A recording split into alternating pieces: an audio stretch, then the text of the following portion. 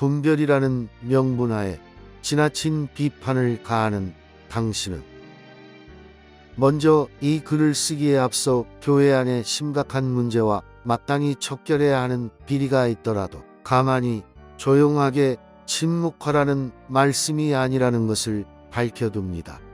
요즘 기독교 관련 유튜브나 그 밖의 카페, 블로그에 보면 비판을 위한 비판을 가하는 사람들이 넘쳐납니다. 그러나 사람들은 누구나 약점이 있으며 때론 실수할 수 있고 또한 그 사람의 의도와는 다르게 서로 오해하여 다툴 수도 있고 어느 경우에는 착각함으로 그릇된 길로 빠져들 수 있는 불완전한 존재들입니다. 그래서 성경은 이 세상에 죄 짓지 않고 실수하지 않고 약점이 없는 사람, 곧 의인은 한 명도 없다고 말씀하십니다. 전도서 7장 19절.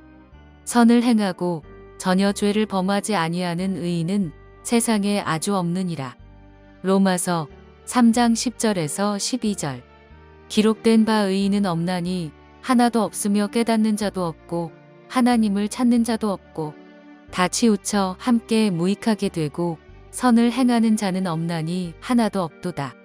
이 세상에 의인이 있다면 하나님의 큰 은혜의 선물인 예수님을 믿는 자에 한해서 값없이 의롭다 하심을 인정받은 완성되지 않은 미완성의 의인만이 있을 따름입니다.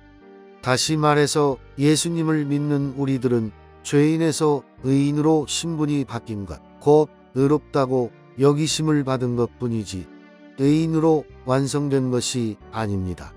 로마서 3장 23절에서 24절. 모든 사람이 죄를 범하였음에 하나님의 영광에 이르지 못하더니 그리스도 예수 안에 있는 속량으로 말미암아 하나님의 은혜로 값없이 의롭다 하심을 얻은 자 되었느니라. 로마서 5장 8절에서 9절. 우리가 아직 죄인 되었을 때에 그리스도께서 우리를 위하여 죽으심으로 하나님께서 우리에 대한 자기의 사랑을 확증하셨느니라. 그러면 이제 우리가 그의 피로 말미암아 의롭다 하심을 받았으니 더욱 그로 말미암아 진노하심에서 구원을 받을 것이니. 고린도전서 6장 9절에서 11절.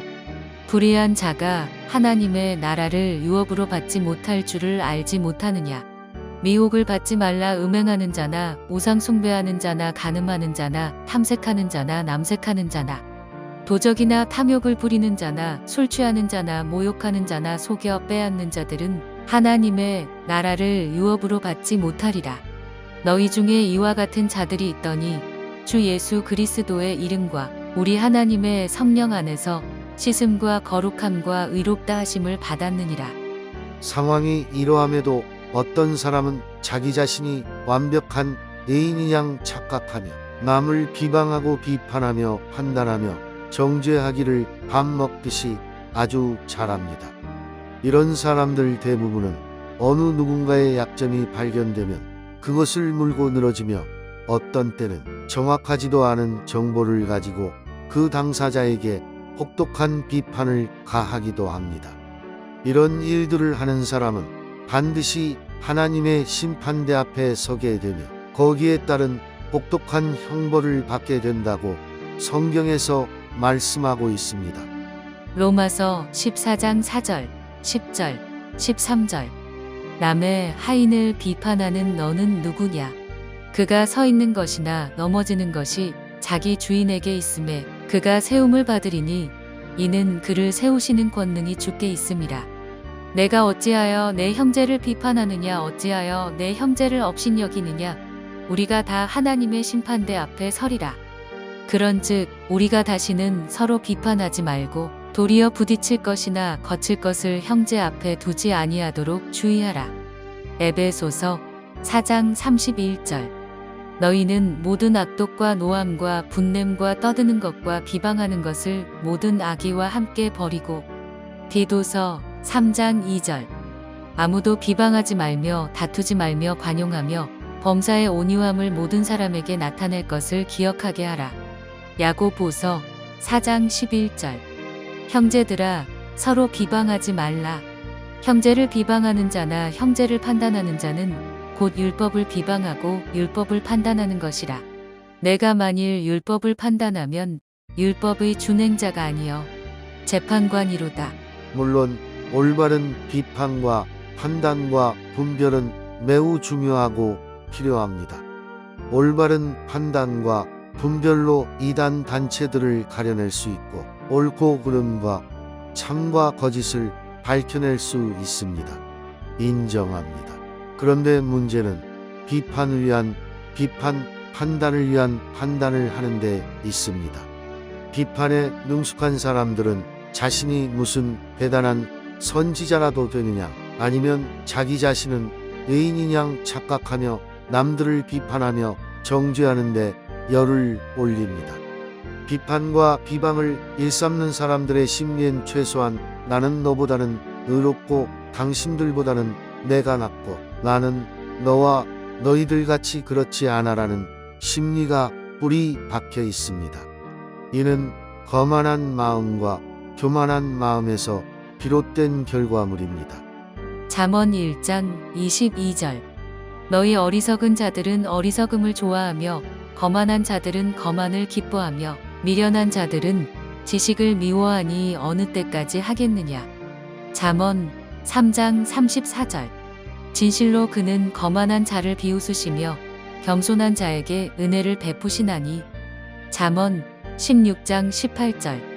교만은 패망의 선봉이요 거만한 마음은 넘어짐의 앞잡이니라. 잠언 22장 10절. 거만한 자를 쫓아내면 다툼이 쉬고 싸움과 수욕이 그치느니라.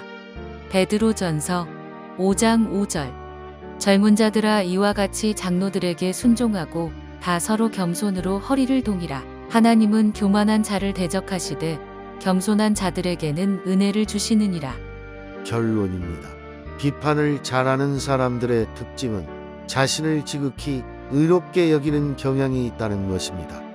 마치 바리새인과도 흡사합니다.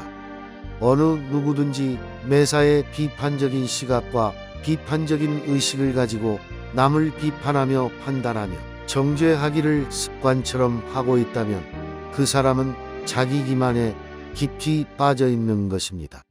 이 상태를 더 깊숙이 들어가 보면 이런 사람은 이미 악한 영의 공격을 영적으로 받고 있는 상태입니다.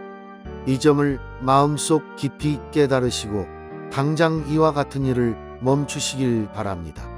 비판과 판단을 잘하는 사람들이 먼저 해야 할 일은 남을 지적하고 비판하기 전에 겸손한 마음을 가지고 자신을 돌아보는 자세를 갖는 것입니다. 성경은 남의 눈에 티를 빼라고 그러기 전에 먼저 내 눈에 있는 들보를 빼고 바로 올바르게 너 자신을 보며 주제 파악을 먼저 하라고 교훈하십니다. 마태복음 7장 1절에서 5절. 비판을 받지 아니하려거든 비판하지 말라. 너희가 비판하는 그 비판으로 너희가 비판을 받을 것이요 너희가 헤아리는 그 헤아림으로 너희가 헤아림을 받을 것이니라. 어찌하여 형제의 눈 속에 있는 티는 보고 내 눈 속에 있는 들보는 깨닫지 못하느냐.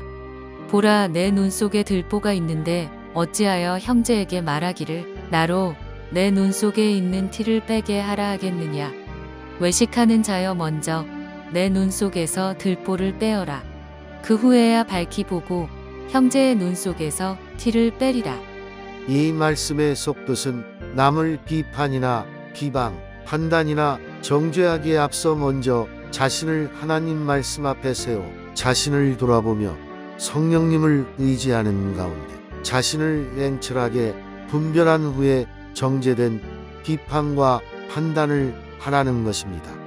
이렇게 할 때에 당신이 마귀의 올무에 걸리지 않고 하나님의 뜻대로 행하는 참 자녀의 모습을 갖추게 됩니다. 할렐루야, 하나님을 찬양합니다. 로마서 2장 1절에서 3절, 21절에서 24절.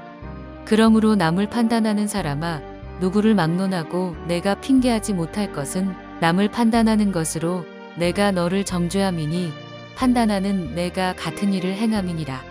이런 일을 행하는 자에게 하나님의 심판이 진리대로 되는 줄 우리가 아노라.